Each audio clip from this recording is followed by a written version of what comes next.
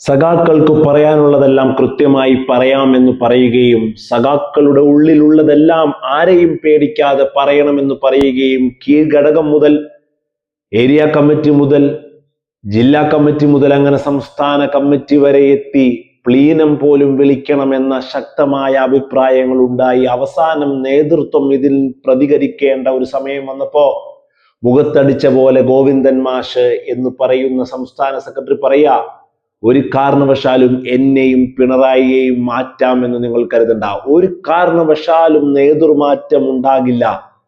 ഈ ഘടകങ്ങൾ, ഈ കമ്മിറ്റികൾ, ഈ സമിതികൾ മുഴുവനും യോഗത്തിലൂടെ ആഞ്ഞടിച്ചു പറഞ്ഞതിന് മുഴുവനും മുഖവിലക്കെടുക്കാതെയുള്ള പരാമർശമാണ് വന്നത് എന്നുള്ളതാണ്. ഗുരുതരമായ ഒരാരോപണം കൂടിയാണ്, ഒരാവശ്യം കൂടിയാണ്, ഒരു കാര്യം കൂടിയാണ് ഗോവിന്ദൻ മാഷ് പറഞ്ഞത്. എന്താണത്?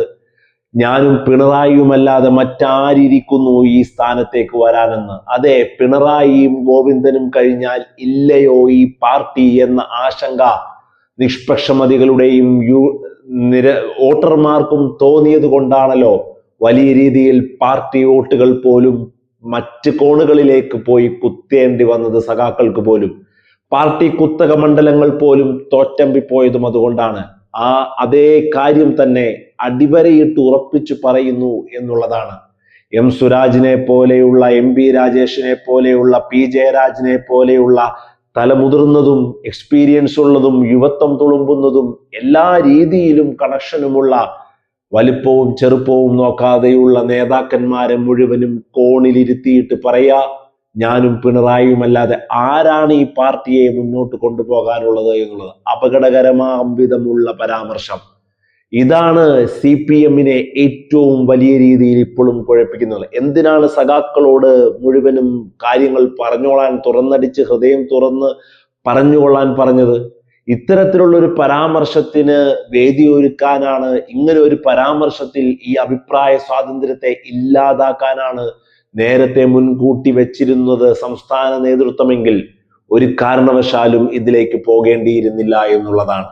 അടുത്ത സംസ്ഥാന സമിതി സമ്മേളനത്തിലേക്ക് പിണറായിയും ഗോവിന്ദനും മാറുമെന്ന് കരുതിയിരിക്കുന്നവർക്ക് പോലും ശുഭാപ്തി വിശ്വാസമില്ലാത്ത രീതിയിലേക്ക് ഈ പാർട്ടി പോകുന്നു എന്നുള്ളതാണ്.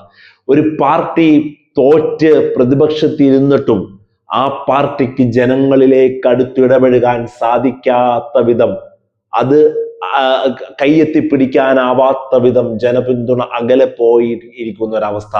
എന്നിട്ടും ഇത്തരത്തിലുള്ള സ്റ്റേറ്റ്മെന്റുകൾ പറഞ്ഞ് ഇപ്പോഴും നിലവാര തകർച്ചയിലേക്ക് പോകുന്ന CPM. ഒരു കാരണവശാലും ഉണ്ടാകാൻ പാടില്ലാത്ത ഒരു സാഹചര്യമാണ് CPM സംസ്ഥാന നേതൃത്വം പറഞ്ഞ സ്റ്റേറ്റ്മെന്റും വെച്ചു പുലർത്തുന്ന അഹന്തയും എന്ന് പറയാതെ വയ്യ.